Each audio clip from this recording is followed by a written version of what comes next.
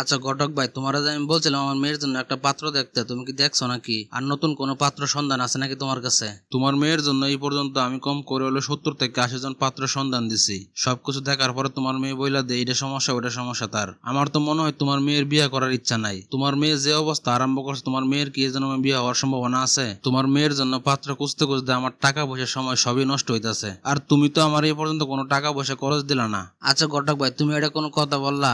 তোমার না আমি গত মাসে 50 টাকা দিলাম একবার। 50 টাকা নিয়ে তো ছাড় দোহানো পাওয়া যায় না। এই 50 টাকা দেখি কোনো কিছু হয় বর্তমান সময়ে? কিপটা মিটা সাইরে একটু ভালো হয়ে যাও। আচ্ছা ঠিক আছে, তোমার এই মাসে না হয় আমি 200 টাকা দিব মনে। ভালো একটা পাত্র সন্ধান পাইলে আমার বইলো। একটা ছেলে বিষয় পাইছি, খুবই ভালো, নম্র ভদ্র, বাড়ি ঘর ব্যবসা সবই আছে, কিন্তু ছেলেটা একটু পড়ালেখা কম আর কি, ইন্টারমিডিয়েট পাস।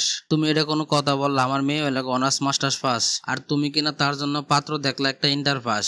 আসলে তোমার রুচি বলতে কিছুই নাই। এই ছেলেরা তো আমার মেয়ে প্রথম বলা রিজেক্ট করে দিব। আর কোনো ভালো ছেলে থাকলে আমার বইলো। আরো একটা ছেলে বিশ্ব আছে, তার বাড়ি ঘরও ভালো, ছেলেও দেখতে শুনতে ভালো, একটা স্কুলে চাকরি করে, কিন্তু সমস্যা হলো ছেলেটা একটু কার্ডো আর কি। আমার একমাত্র আদরের মেয়ে, তারে কিনা বিয়ে দেবো একটা স্কুল শিক্ষকের কাছে, তারপরে আবার কাটো? এটা কেমন করে সম্ভব? আমার মেয়ে তো এবার নিবন্ধন পরীক্ষাতে টিকছে, তার তো এখন কলেজে চাকরি হইব। তোমার কাছে কোনো বিসিএস ক্যাডার থাকলে আমার বইলো। আসলে বিসিএস ক্যাডার এমন তো কোনো ছেলে নাই আমার কাছে, কিন্তু ফিলিতে টিকছে এমন একটা ছেলে আছে। তুমি চাইলে তার সাথে দেখা করাই দিতে পারি। বাড়ি ঘরও ভালো আছে, অর্থ সম্পত্তি সবই আছে, কিন্তু ছেলেটা একটু কালো আর কি। ফিলিতে টিকছে তার মানে চাকরি হওয়ার সম্ভাবনা খুবই কম। তাছাড়া ছেলে হলো কালো, আর আমার মেয়ে হলো দেখতে সুন্দর পরীর মতন, তার সাথে মানাইবো না। তুমি এক কাজ করো, কোন বিসিএস ক্যাডার যদি পাও তাহলে আমার বইলো। এর মধ্যে আমার মেয়েটা চাকরি হয়ে যাবো কলেজে। আচ্ছা ঠিক আছে ভাই, তাহলে এখন আমি যাই। বিসিএস ক্যাডার যদি পাই তাহলে আমি তোমার বলবো না।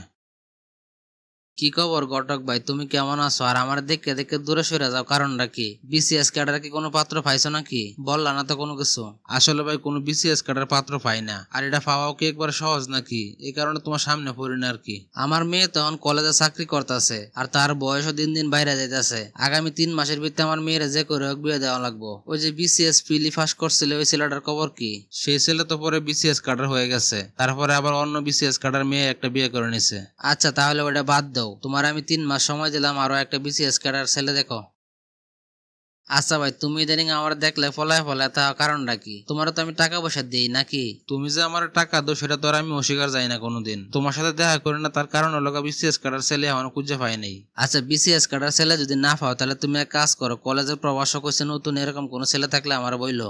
আপনি এখন খুঁজতেছেন আবার কলেজের প্রভাষক? আপনি কি আপনার মেয়ের দিকে একবার তাকায় দেখেন আপনার মেয়ের বয়স কত হয়েছে? সাধারণ পাত্ররা দেখে আপনার মেয়েরা বলে এই মেয়ের বয়স হয়েছে, অনেকের বিয়ে করা যাবে না। তাইলে এখন আর কি করা? সবকিছু বাদ দিয়ে কম শিক্ষিত ব্যবসায়ী কোনো ছেলে থাকলে আমার বইলো। এখন আপনার মেয়ের জন্য আমি যেমন ছেলে আইনে দিব, এখন কিন্তু আর বাছাবাছি করতে পারবেন না। গত 8-9 বছরে আপনার মেয়েরা কম করে ওর লোক 500-700 ছেলে দেখাইছি, একটা ছেলেরও পছন্দ করেন নাই। আপনারা বাপ বেটি যদি এখন এটা করেন তাহলে কিন্তু আপনার মেয়ের আর জীবনও বিয়ে দিতে পারবেন না।